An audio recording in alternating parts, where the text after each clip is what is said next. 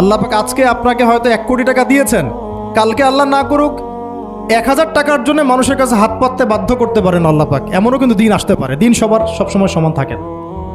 আজকে আপনার কাছে 1 কোটি টাকা আছে, কিছু মনে হচ্ছে না। কালকে কে জানে, আল্লাহ না করুক, যে 1000 টাকা কারো কাছে চাইতে হচ্ছে, 1000 টাকার জন্য ঠেকে গেছেন, হতে পারে না? তো রিজিককে মানুষ তাজিম না করলে রিজিক দূরে চলে যায়। দুটো বিষয় খেয়াল রাখবেন, দুটো বিষয়। এক হচ্ছে মাঝে মাঝে মনের মধ্যে কিছু আমল করার ইচ্ছা আসে না? মনে হলো যে আচ্ছা একটু 10টা আয়াত পড়ি, মনে আসে না মাঝে মাঝে? এমন মনে হয় না? ওই সময় এই যে মনের মধ্যে যে এই ইরাদাটা জাগ্রত হওয়া, এটাকে আমরা বলি ওয়ারিদ।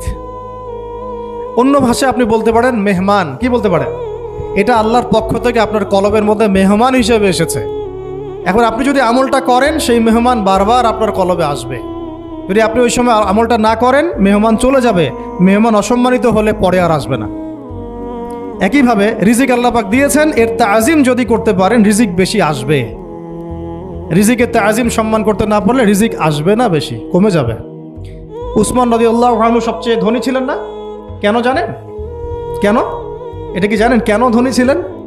একে তো তিনি প্রচুর দান সদকা করতেন, এটা তো আপনারা জানেনই। আরেকটা জিনিস অনেকে জানে না, তিনি উটের পিঠে বসেছিলেন, কিছু একটা খাচ্ছিলেন, এই 2-1 দানা পড়ে গেছে নিচে। উটের পিঠ থেকে নেমেছেন, নেমে সেই দানা উঠিয়েছেন, পরিষ্কার করেছেন, ধুয়েছেন, আবার খেয়েছেন। তার এই 2-4টা দানার কোনো কিন্তু মানে পরোয়া না করলেও চলে, তার প্রচুর অর্থ সম্পদ আছে। এত অর্থ সম্পদ যে তাবুক যুদ্ধের দিন 30,000 সেনাবাহিনীর দায়িত্ব নিয়েছেন। 30,000 সেনাবাহিনীর দায়িত্ব নিয়েছেন। সেনাবাহিনী যাবে, থাকবে, খাবে, তাঁবু টাঙাবে, সব দায়িত্ব তার। 30,000 সেনাবাহিনীর দায়িত্ব নেওয়া কি চারটাখানি কথা? তো এই সাহাবী এই কয়েকটা খাবারের দানা উঠিয়ে খেলেন। নবী সাল্লাল্লাহু আলাইহি ওয়াসাল্লাম বলেছিলেন যে তোমাকে আল্লাহ পাক রিজিক বাড়িয়ে দিবেন না কেন? তুমি রিজিকের যে তাজিম, যে সম্মান তুমি করো, এর বদৌলতে আল্লাহ পাক তোমাকে বেহিসাব রিজিক দিবেন। দুইটা বিষয় খেয়াল রাখবো। আমলের মেহমান হৃদয়ের মধ্যে আসলে তাকে ফিরায় না দেওয়া, তাহলে সেই মেহমান কিন্তু আর আসবে না। মেহমানকে মূল্যায়ন করলে মেহমান বারবার আসবেন। আর রিজিকের তাজিম না করলে রিজিক কিন্তু আপনার ঘরে বেশি বেশি আসবে না। এমনি তো হারামের যুগ, এমনি সুদের যুগ, এমনি ঘুষের যুগ। অলমোস্ট এভরি ফ্যামিলি সুদখোর এখন, অলমোস্ট এভরি ফ্যামিলি। মেয়েরা স্পেশালি যারা শাশুড়ি টাইপের, আপনারা মাইন্ড করেন না, তাদের সাইকোলজি যে এতই নিচে নেমে গেছে এখন যে আমার মেয়ে জাহান্নামে যায় যাক। হ্যাঁ, আমার মেয়ে জাহান্নামে যায় যাক, সমস্যা নাই, দুনিয়াতে সে যেন ভালো থাকে। এটা কেন বললাম?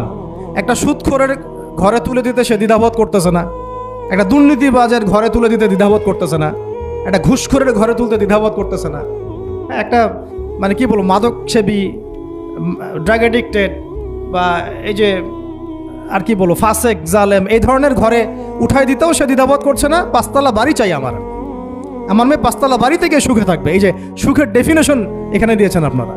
এই জন্য কত হাজার হাজার মেয়ের জীবন নষ্ট করে দিয়েছেন আপনারা। আমার কথা মাইন্ড করে না, হাজার হাজার মেয়ের জীবন মায়েরা নষ্ট করে দিয়েছে, শুধুমাত্র মেয়েদের দুনিয়াবি সুখ এর সংজ্ঞাটা বুঝতে ভুল করার কারণে। এর নাম যদি সুখী হইতো, তাহলে অমুসলিমরা সুখী না কেন? পশ্চিমারা সুখী না কেন? ওরা আত্মহত্যা করে কেন? এভাবে মেয়েদের জীবন নষ্ট করেছেন। অথচ অল্প যদি হালাল রিজিকও হতো, আল্লাহ পাক তাকে বরকত দিতেন, সুখে থাকতো। তা আল্লাহ পাক আপনাদেরকে রিজিকের মূল্য বোঝার, তাজিম করার তৌফিক দান করেন, আমিন। অনেক ভিতর